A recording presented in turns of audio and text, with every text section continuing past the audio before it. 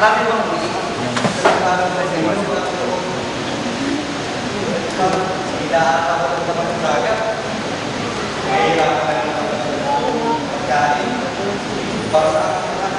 Huwag po kayo mag-alala, Ama. May awa ang Diyos. At saka, dito naman ako. Tutulungan kita. Malakas yata ito. Saka pala, alam ko si Pedro. Opo, kilala po namin siya. Kasama po namin sa kanila. Ako ngayon napapaisip sapagkat kami ay naghahanap ng mga kabataan at magsiling sa Kristan. Dadalhin sila sa seminaryo, buo ng oras at tutunin na nila ang mga kakayahan. Nakagagap, sinagtuturuan namin ang patikismo at iba pang lingwa tulad ng Latin at Espanyol. Para sila ay makapagbigay ng patikismo sa iba. Ama, maaari na po ba ako kayo tututan? Nais ko pumunta sa Kristan, Ama. Pedro, yung sa kanan, talaga. Sige, Pedro, ito na kita. Maraming salamat po, Ama. Mabuting balita yan. Sige no, pakunin na po kami ng may aming o mabuting balita. Tsaka matutuwa si pamilya ito. Sige, kailan ko makakasa. Sama na yung pinagkat na ito. At kami naman namin na kayo, marami pa grasya at gagawin. Palang magkatang, palang medyo, magpalayan din ng Panginoon. Talagang mga Ama? alam, sige, masarap ka sa pagkabi ha. Opo, halika na.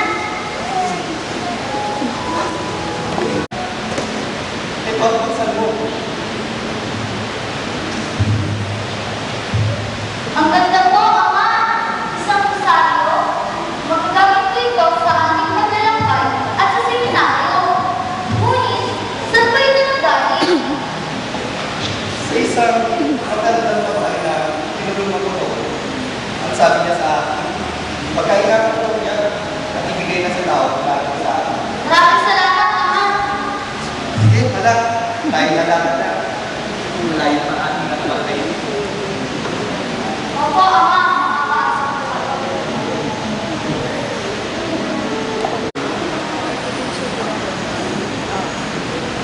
Naglakbay si Pedro at ang kanyang ama patungo sa seminaryo upang mapabilang siya sa mga kabataang tinuturo ng mga paring Jesuita. Ang mga sakristan ay mga kanang kamay ng mga pari. Sila ang inaasahan na maalalay sa misa ng pari sa mga pang-araw-araw na gawain.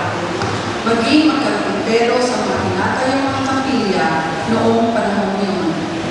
Ang mga sakristan ay mga kabataang matutulog, masigla, malikhain, magtulungin, may takot sa Diyos, magtulong ng mga pari at tapat sa kanilang tungkulin.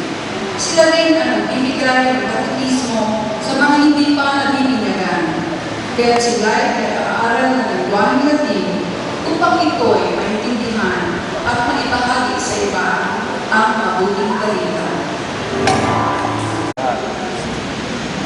Maraming misyonero ang kakailanganin upang pumunta sa isa ng Dolores at magbigay ng mabuting balita. Una na itong pinuntahan ng Madela, ngunit sandali lang siya yung manisilip. Dahil nahirapan ang mga katutubo na maintindihan ang buhay ng pagnaga. Dahil dito, lahat tayo ay kailangan mag-aral ng salitang Chamorro. Kayo ay inaaliyahan ko na sumama sa misyon ito at magturo ng mabuting balita sa mga banal.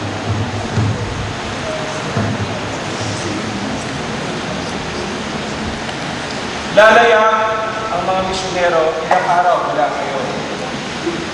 Binibigyan ko kayo ng 24 oras upang pag-isipan at magdasal kung kayo sasama sa misyon ito. Sa makalaway, magkikita-kita tayo muli para sa maraming salamat. Isa ka sa mga napiling makasama sa misyon. Pinakita mo sa amin na isa kang mabuting lingkod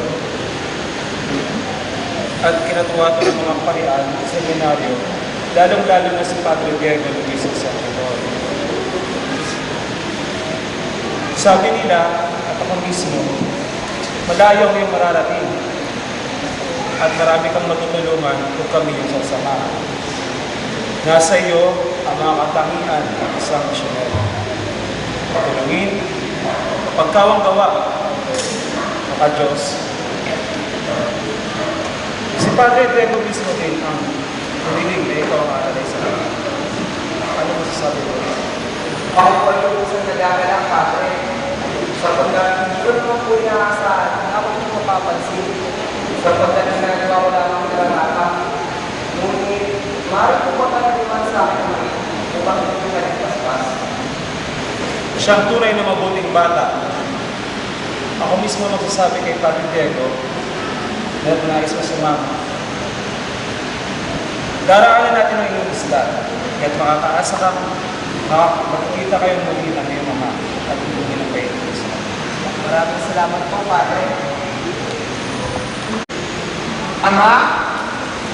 Ama! Pedro, anak ko! Ito po sa natutuwa. Ate kayo, ako rito. Kaya ka naman natin yung pinagkita. Okay ka na ba? Ama, kamusta na po kayo? Pero, okay naman sa awan ng iyong kapal.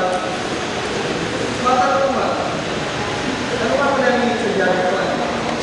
Ama, hindi ko nung masang sa araw, hindi ako nagdala sa mga kalagayan. Ako nagagalak sa pagkat na pagkat tayo ulit. Ngunit Ama, patawarin ko rin sana ako. Sapagkat ako yung pinagaya, kasama ko ako sa negaro. Papunta sa isa na Miragolones. Na ito po upang hindi na yung basbas Ama. Ngunit, iyan mga tao ng iyong puso. Wala naman po ibang hindi yung makasama kayo din sa aking pagdanda. Naway mo yung isikin na ayaw ko kayo makasama ka. Ngunit sa pagkakataon ko ito, naramdaman ko na ito ang mas nakakarampatan ang aking. Gayon, umiyan ko lang ang iyong nais. Umiyan ang nais ng Panginoon at sa iyo. Buong puso ko ibibigay. Ang aming mas-mas. At sa ganun, magawa naman ng tama. Magawa naman ng tama. At iyan ang muli. Ano pa naman? Mahal na mahal ko kayo. Hindi naman ako sa iyo. Hindi.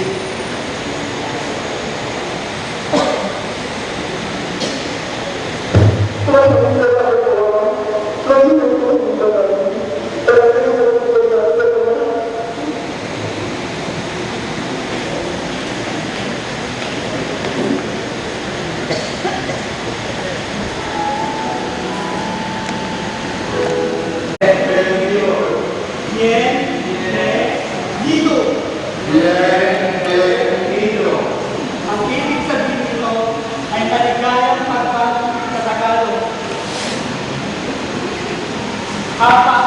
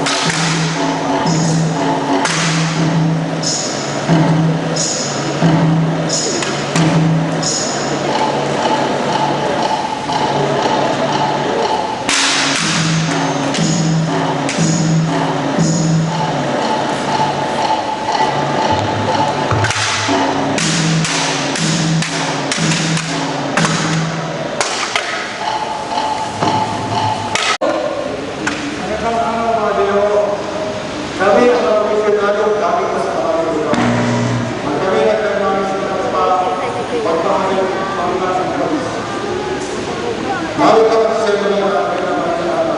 Nagpapagigol sa ating Diyos.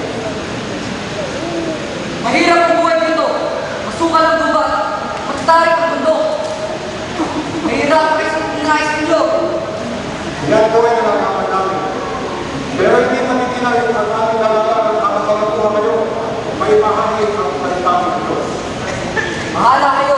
Kaya nakalang kayo. Huwag kayo mapahala sa kasama.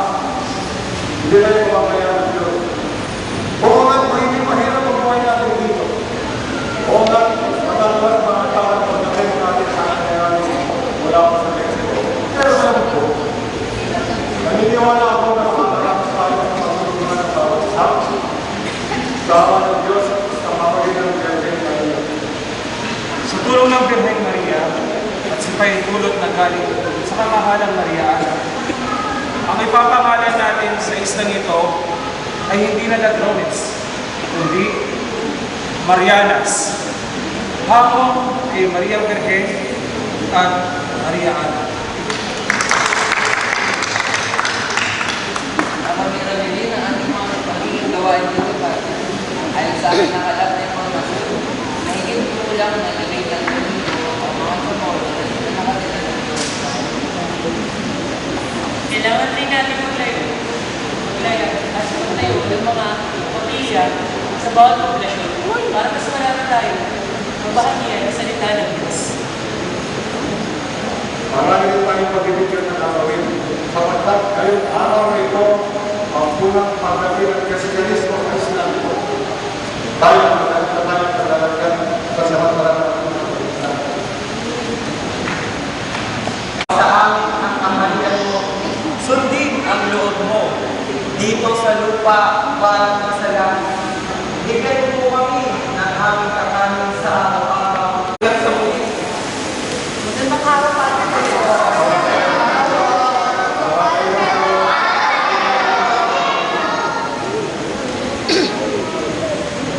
Pati dito, maaari mo ba kayo makausap?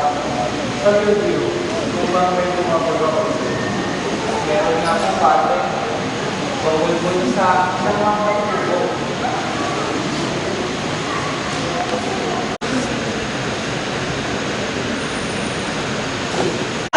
Para sirain na natin paniniwala. Marahil ay pinamalaki mo lang ang sitwasyon. Mapayapa silang mga tao. Marami na silang naitulong sa mga nangingilaan dito. Hindi mo ba nakikita? Wala akong nakikita kundi galit at dilis! Alam mo ba yung kinakatakot ko? Nung magalit ang mga alimao at baksakan tayo ng puro malas sa ating buhay. Huwag ka magpadalos-dalos ng pananalita matapang. Marahil ay totoo ang Diyos na kanilang binabanggit. Sino ba ang iyong pinapanigan? Parang hindi nag-iisip.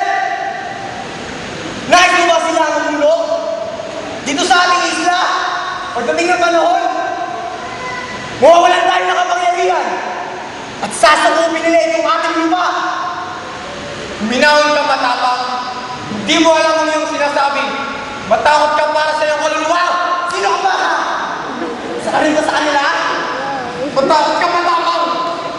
Pakinggan mo ang mga katutuhan na sinasabi nila. Sumabi nila sa akin. Walang katutuhan! Kundi ang nakagustuhan na! Wala akong magagawa. Kung kinakailangan paslahin sila, kaya ang gagawin.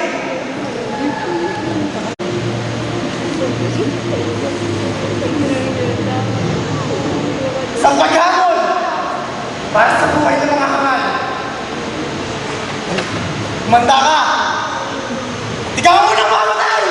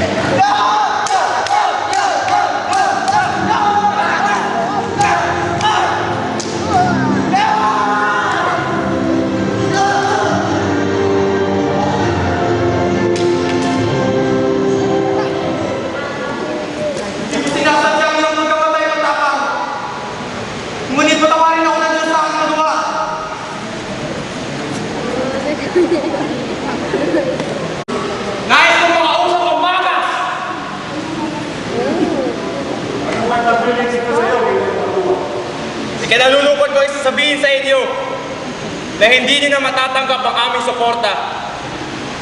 Maaari bang malaman ang dahilan?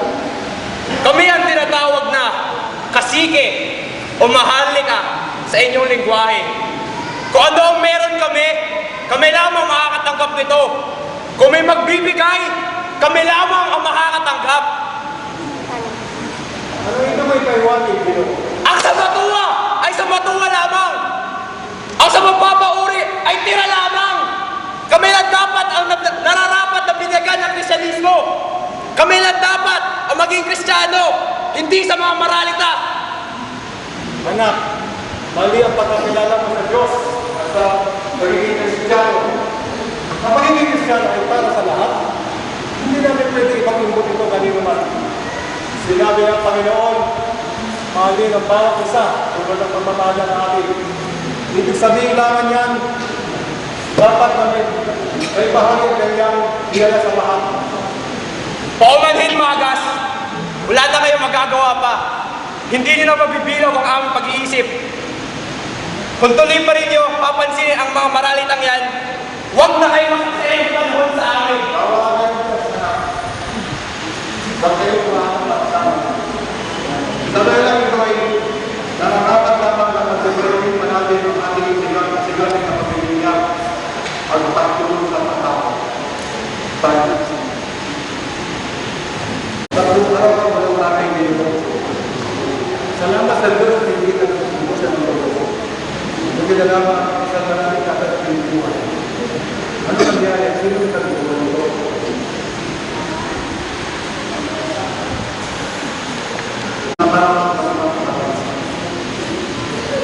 Nais kong hindi niyo ako paras. Dahil ang ilang.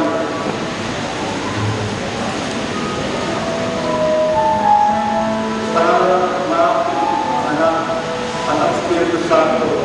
Amen. Punta templo.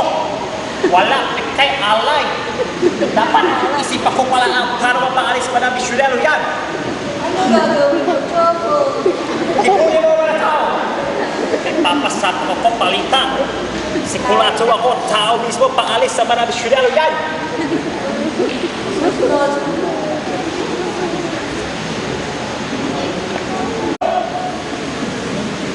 Kapag naman tuwa, ikaw tulong kami. Ang mga misyonero pakay ang anak gamit ang kanilang pahintang tubig na may lason. Pagkumpes sa kami na perno labas sa kanila.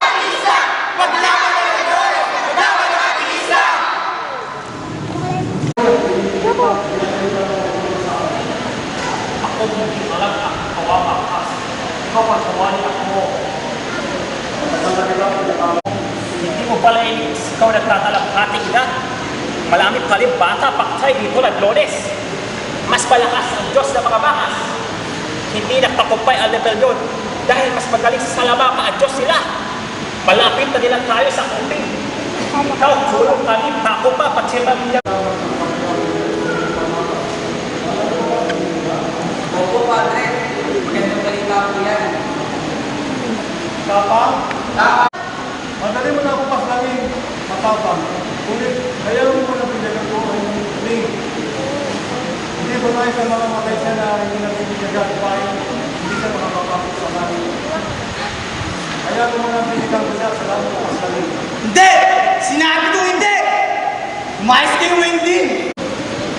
Padre, po yan. Marami na po ano sa pagkakas ng Choco. Masisimatapang sa pagkakas natin. Eh, ngayon siya galit na rin sa akin. Ano na gagawin natin, Padre? Ako, Pedro, maalala ko sinabi sa akin ng Panginoon.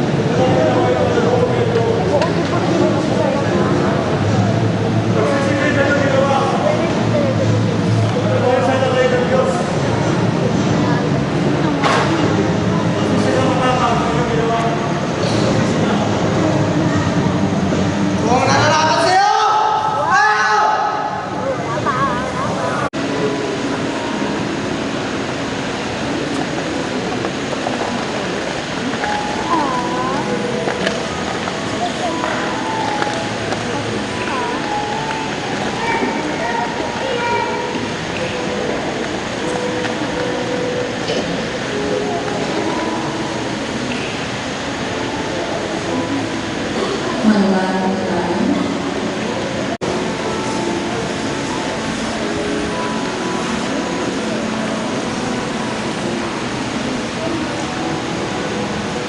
Sa medyo palusot, bata ang dalamuhan, pag-aaral, sa istan, katikista, misyonero, kapal ng kaibigan, martir, pinukaw mo kami ng iyong katapatan sa oras ng kagipitan, sa pamamagitan ng iyong tapang sa pagtuturo ng pananampalataya, sa gitna ng puot at sa daliseng pag-ibig para sa kakanan ng Ebanghelyo.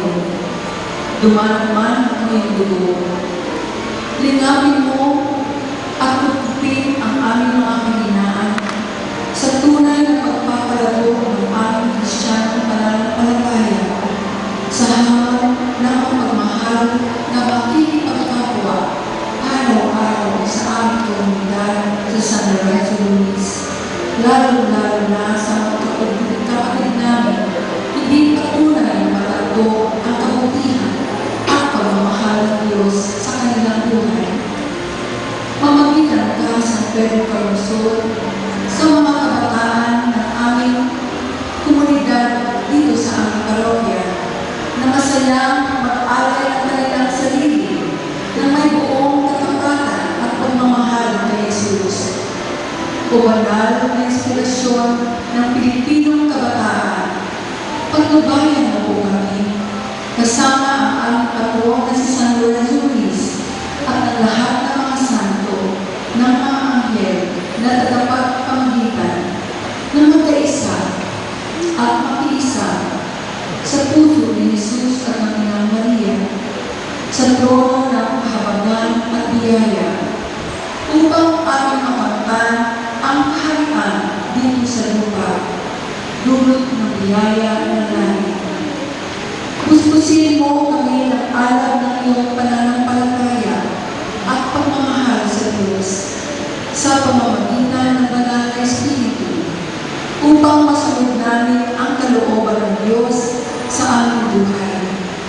Kasama ang Inang Maria, ilawan mo kami, lalo na ang mga kabataan na siyang pag-asa ng susunod na henerasyong Pilipinong Kristiyano patungo sa landas ng kabanalan na nagpupunyagi na labanan ang alay ng mundo na may kababaan ng loob, pagsasakripisyo, disiplina, at mapagmahal na paglilingkod sa kapwa, lalo na sa mahihirap. Basbasan mo kami lahat ng kasiyahan at banal na paghahangad, nagmularan at isabuhay ang